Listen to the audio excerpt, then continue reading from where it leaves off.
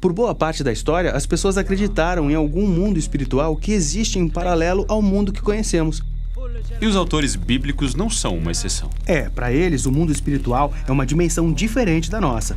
Para destacar essa diferença, a Bíblia se refere ao espaço de Deus como o céu ou os céus. Porque o céu é muito diferente da terra. Está acima e além. E lá em cima tem corpos brilhantes que se movimentam. Penso neles como bolas de gás em chamas. Mas quando os autores bíblicos olhavam para cima, as estrelas davam a eles uma forma de falar e pensar nos seres espirituais. Na Bíblia, elas são chamadas de filhos de Deus, de governantes e autoridades, ou às vezes de conselho divino. Isso parece muito importante. O que o conselho divino faz? Bem, eles são apresentados em Gênesis capítulo 1, como o exército do céu, ou seja, o sol, a lua e as estrelas. Lá eles também são chamados de sinais, o que significa que seu poder e status simbolizam e apontam para Deus. Então em Gênesis 1, Deus os nomeia para governar o dia e a noite. Exatamente. Mais adiante, lemos que eles celebraram o poder e a criatividade de Deus quando ele criou o mundo.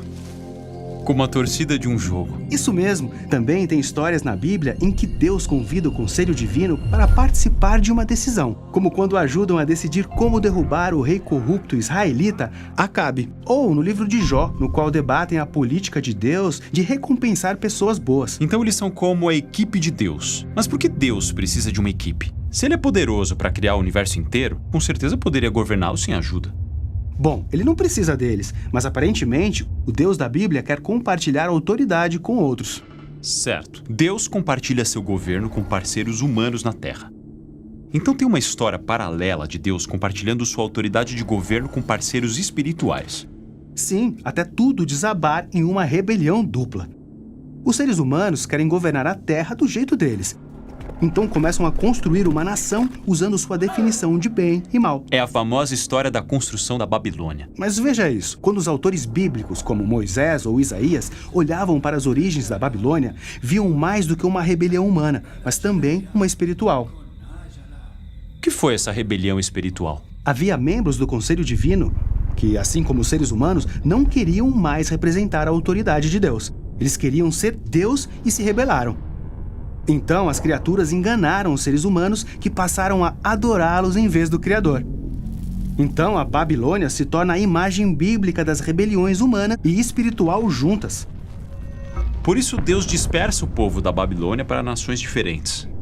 E no livro de Deuteronômio, Moisés diz que foi quando Deus também dispersou com eles os rebeldes do Conselho Divino. Então as nações são entregues a governantes espirituais. Sim, é por isso que quando os profetas bíblicos olham para os impérios violentos de sua época, eles veem duas dimensões para o caos e a injustiça. Rebeldes humanos corrompidos pela adoração aos rebeldes espirituais, deuses ídolos do dinheiro, sexo, poder militar.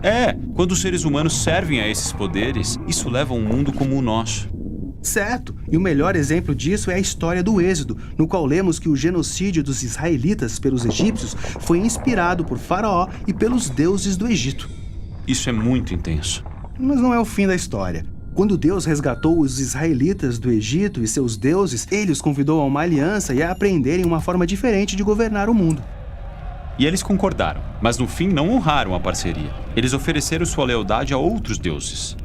E isso leva ao exílio na Babilônia, onde se tornaram novamente escravos de uma nação estrangeira e seus governantes espirituais, esperando um novo êxodo para a liberdade.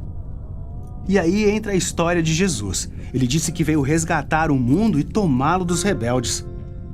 Quais rebeldes? Os humanos ou os espirituais? Exatamente. Para Jesus, tudo estava conectado. Quando ele entrou em Jerusalém para a Páscoa, estava anunciando o êxodo definitivo.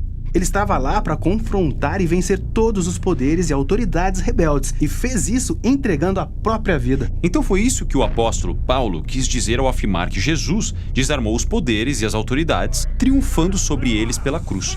Sim, Jesus condenou o nosso mal ao permitir que os rebeldes lançassem seu ódio nele. Mas ele venceu com o poder do seu amor e vida ressurreta. E Jesus disse que toda a autoridade no céu e na terra agora pertencia a ele. Ele é o parceiro humano e divino definitivo. Essa é uma notícia muito boa.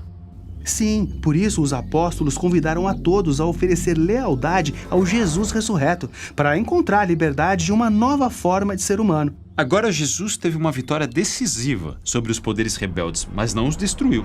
Eles ainda estão por aí causando problemas. Sim, na verdade, eles são o problema. Os apóstolos disseram que o verdadeiro inimigo nunca é outro ser humano. São os poderes espirituais que animam os ídolos culturais que inspiram o ódio, divisão e violência.